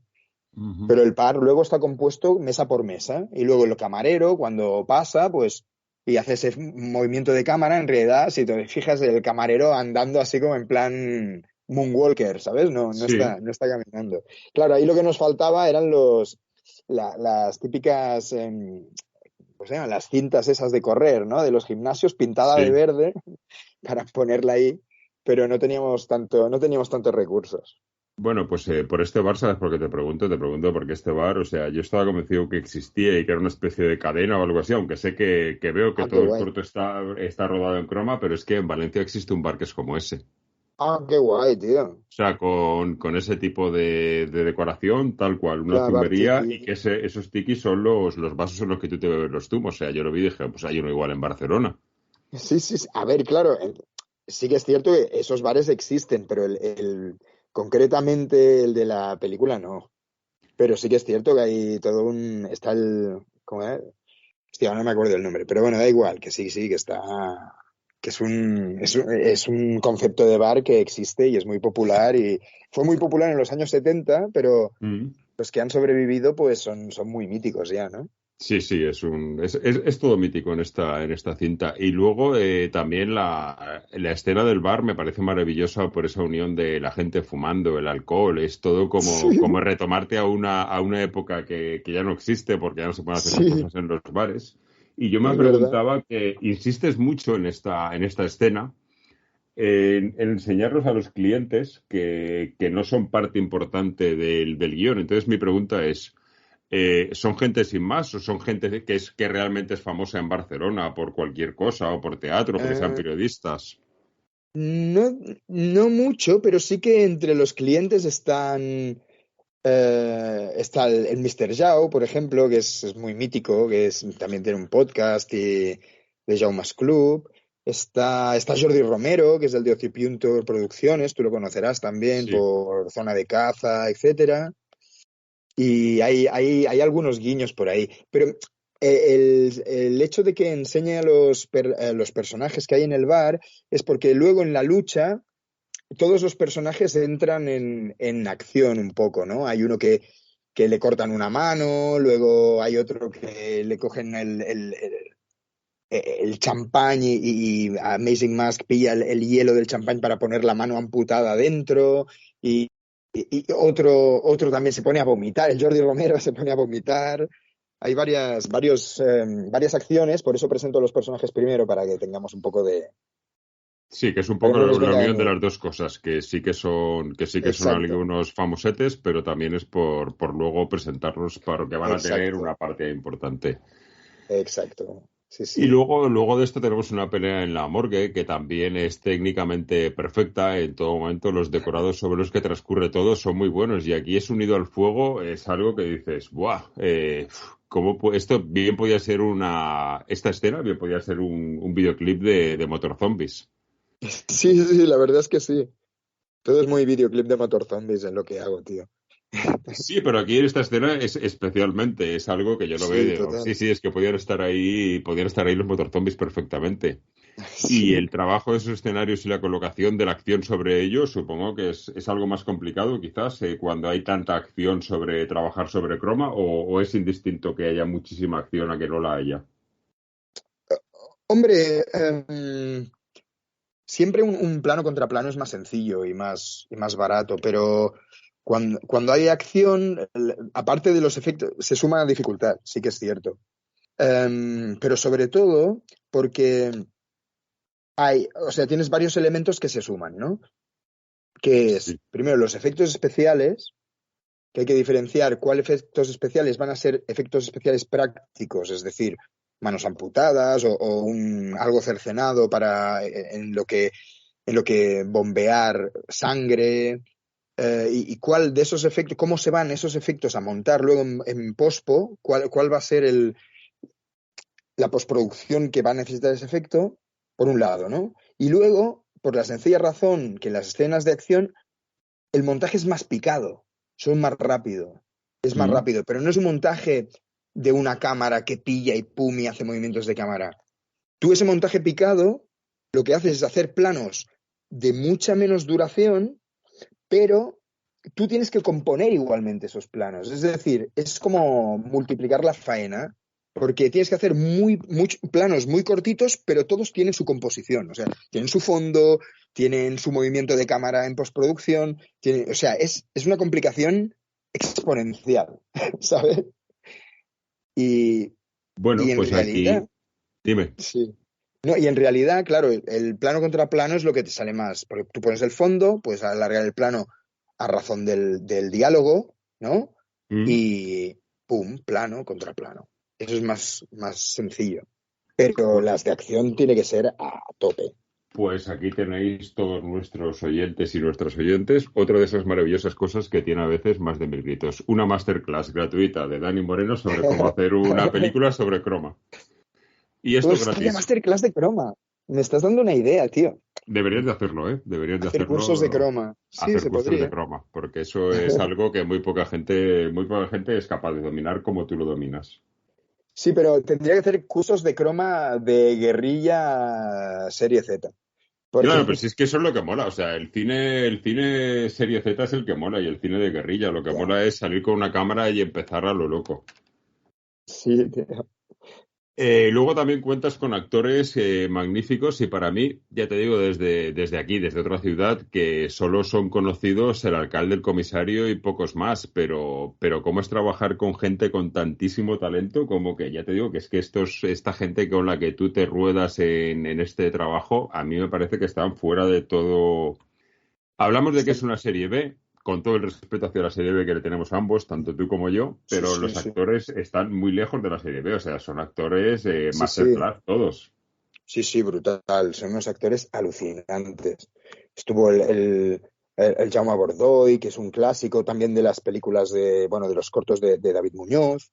Estuvo Dunia Montenegro, tío, y Dunia Montenegro, ostras, me sabe tan mal que ahora no quiere, porque le estuve comentando de hacer un spin-off llamado Voodoo Woman. Y bueno, me dijo, es que ahora no quiero ponerme a hacer películas, no sé qué, estoy en otras cosas. Y me supo mal porque era una idea buenísima, tío, porque es que es genial, Dunia, actúa súper bien y tiene una capacidad brutal. Me dejó anonadado a mí Dunia Montenegro, porque es una gran actriz, diría yo. Lo que pasa es que, bueno, está en su mundo, ¿no? Pero sí. Yo flipé. O sea, tú ves Dunia Montenegro y tú ves a Sugar Brown. Sí, o sea, tal cual. Funciona todo de maravilla. Y bueno, llevas un poquito, este proyecto está parado, porque tú llevas un poquito de tiempo quizás un poco retirado de lo que es la dirección y tiras más últimamente en videoclips. Videoclips muy guapos, pero está un poco apartado de lo que es el mundo del cortometraje. ¿Te planteas volver? Claro. Sí, me lo planteo mucho, y de hecho estamos con Marc Velasco, estamos haciendo una película. Lo que pasa es que Marc Velasco, sabes, ¿no? El de... Sí, Marc Velasco, que sale en este corto, que es el de Fist of Jesus. Exacto, Fist of Jesus, tal. Pues él también es productor y estamos haciendo cosillas. Lo único que pasa, lo que me pasa a mí con los cortos y todo eso, es que es mucho trabajo donde tengo que gastar yo el dinero. Y los videoclips, al fin y al cabo, es como hacer cortos, porque creativamente me mantiene creativo y además tengo que agradecer porque todas las bandas me dan una libertad creativa total. Porque, bueno, pero ya es algo que puede remunerar, eso, ¿no? Cosa que un corto no vas a hacer nunca. Exacto, pero el videoclip, yo tengo un productor que me lo produce, que es la banda, o el sello discográfico, o la promotora, etcétera. Pero, claro, con una película yo primero tengo que irme a buscar a ver quién me da dinero, que eso es absurdo. Y otra cosa que también me pasaba... tú ya sabes que a mí me gusta mucho hacer serie B y serie Z y este rollo, pero para que te den pasta tienes que rebajar muchas cosas, tienes que hacer, o sea, que amoldar tu estilo a lo mainstream, ¿no? O a lo políticamente correcto. Exacto, a lo hegemónico, vaya. Y nunca me he sentido cómodo, ¿sabes? Haciendo algo, escribiendo un guión, alguno he hecho, pero un guión así como más en plan Filmax, o ¿sabes, no? Lo que quiero decir. Sí, bueno, pues tienes claro cuál es tu puerta a la que llamar, ¿no? Asylum es tu puerta. Asylum a ti creo que te daban 20 trabajos y te dicen, toma mi cartera, haz lo que te dé la gana.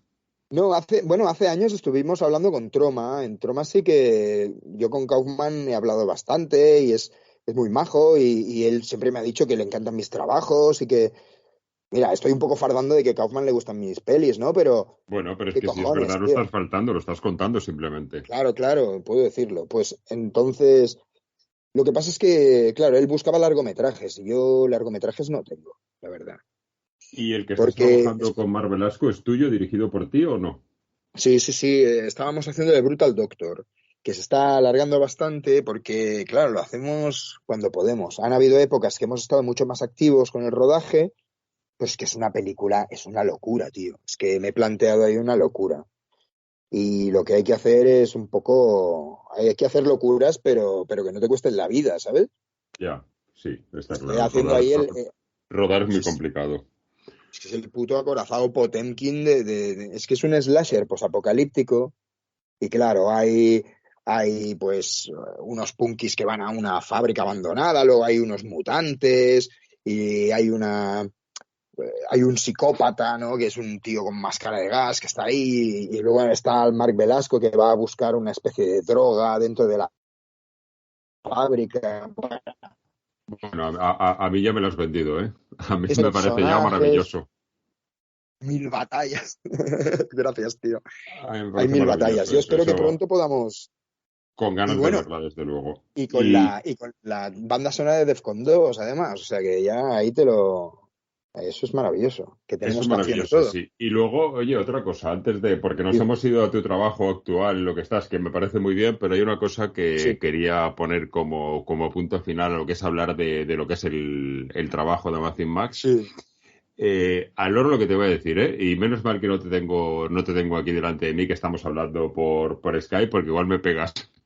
El ¿Por qué? final apunta maneras a ser un final Made in Disney y tú dices, oh, Dani me ha hecho esto y luego de pronto, ¡boom! Te vas a otro lado y dices, este sí que es mi chico, este sí. Pero ese Ah, principio vale, parece muy Disney. lo dices por el final en plan romántico. Sí, que queda todo muy happy end y tal, pero luego Claro, lo tío, pero es que ahí solucionas de yo maravilla. lloro.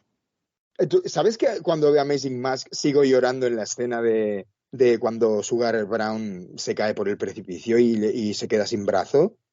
Pues sí, me lo Sigo creo. llorando ahí porque ahí hay una historia de amor, para mí hay una historia de amor súper súper preciosa de un amor imposible, tío. Y me pongo a llorar siempre. Ya sé que es muy absurdo decir que me pongo a llorar con mi propia película, pero, Bueno, tío, porque si ahí te emociona tu película no es absurdo. ya. Sí, supongo que nadie me vendrá ahí. Ah, mira, le emociona su película.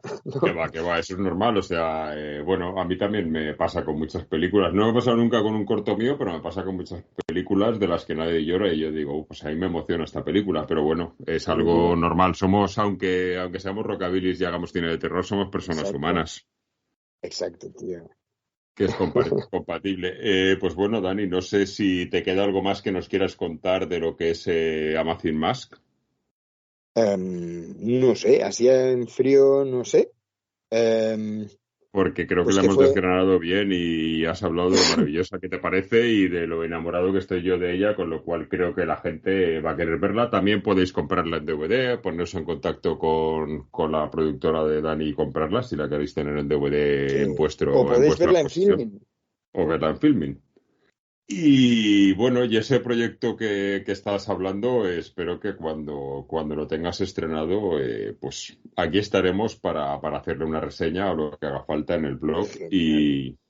Y lo dicho, si no tienes nada más que contarnos, no vas a alargarte de más de 1000 gritos sin que te pongan el aprieto que pongo a todos nuestros invitados. A ver qué aprieto es ese. Pues que me escojas una y solo una película del cine fantástico español. Me da igual la época, me da igual que sea un clásico, que sea actual, me da igual el momento en el que sea la película, pero que me escojas una película que te haya Una, so- marcado, que te guste. Sí, sí, una solo. una solo, pero qué difícil. Pues Que esa es la hay, gracia. Si fuera hay fácil, muchas. Es que hay muchas grandes películas de terror español. Parece que no, ¿eh? Y parece que. hay muchas, ya, claro Pero, que hay muchas, pero me tienes que escoger una. venga, va, a ver. Bueno, pues voy a traicionar un poco a mi supermaestro, que es Juan Piqué Simón, y voy a elegir Pánico en el Transiberiano, de Eugenio Martín, que también es un maestro. Es un maestro, gran película también y también es es verdad que hay más gente que escoge películas de Piquer Simón, pero es verdad que también Eugenio también es uno de los que pasan mucho por aquí y son Sí, escogidos sí. muchas veces. Pues sí, tío. Pánico en el Transiberiano me dejó tan. Cuando la vi de pequeño me dio tanto miedo. Y luego cuando la volví a ver de adolescente dije, pero si es que es un puto peliculón. Si esta película siempre creía que era de la Hammer, ¿sabes? Pero escucha, En la yo adolescencia. conozco gente que le ha pasado eso, pero que incluso a día de hoy, el otro día hablando con un colega con el que hago también algún tipo de trabajos, te hablo hablo del otro día, pero igual hace 2 años de esto, hablamos de esta película y me decía que él se había enterado hacía poco de que era una película española, que él se había convencido de que era una Claro, película inglesa. claro, coño, porque es que, claro, ahí me engañan mucho porque tenía a Peter Cushing, a Christopher Little y Savalas. Y eso Peliculón, es un peliculón. producto genial, sí, sí, peliculón. Otra de esas películas que nos ha traído recientemente el 79 y que Exacto, son maravillosas. Pues brutal. bueno, Dani, nos despedimos aquí. Un abrazo muy grande y muchísimas gracias por pasar por Más de 1000 gritos y por compartir tu afición por este cine tan maravilloso que haces y por contarnos tus historias y tus locuras de tus creaciones. Gracias, tío. Gracias a ti por invitarme. Ha sido un placer, que estoy aquí deseando participar.